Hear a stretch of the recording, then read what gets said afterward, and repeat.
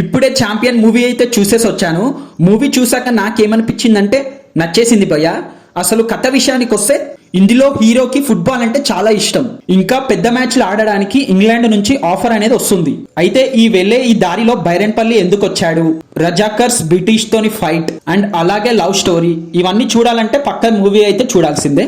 మూవీలో plus point గురించి చెప్పాలంటే సినిమాటోగ్రఫీ అయితే పిచ్చా ఉంది భయ్య, సూపర్ ఉంది.